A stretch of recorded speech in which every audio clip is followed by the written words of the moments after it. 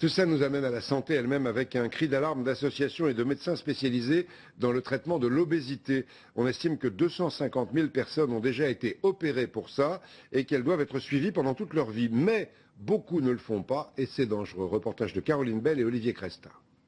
Bonjour. Luc a pris sa décision il y a 2 ans. Il va bientôt être opéré pour lutter contre son obésité qui lui a attiré de nombreux problèmes de santé. L'intervention, c'est le début de votre projet thérapeutique.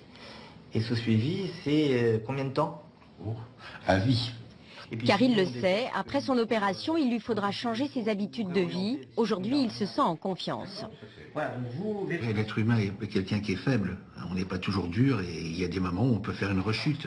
Donc savoir qu'il y a une équipe qui est là, qui peut vous rappeler à l'ordre en disant attention, vous sortez de la ligne droite, au contraire, c'est la meilleure solution.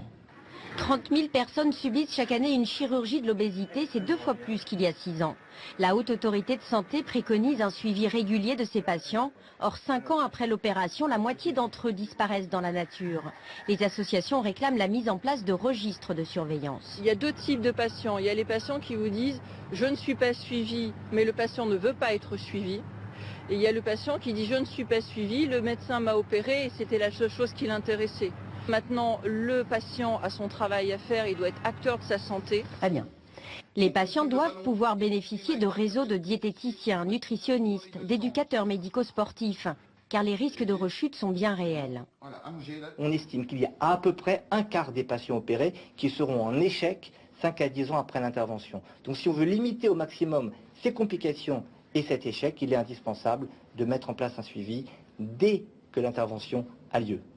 Et si la réponse venait d'Internet?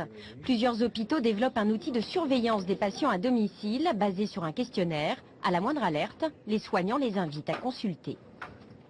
Et ça concerne 250 000 Français qui ont été opérés.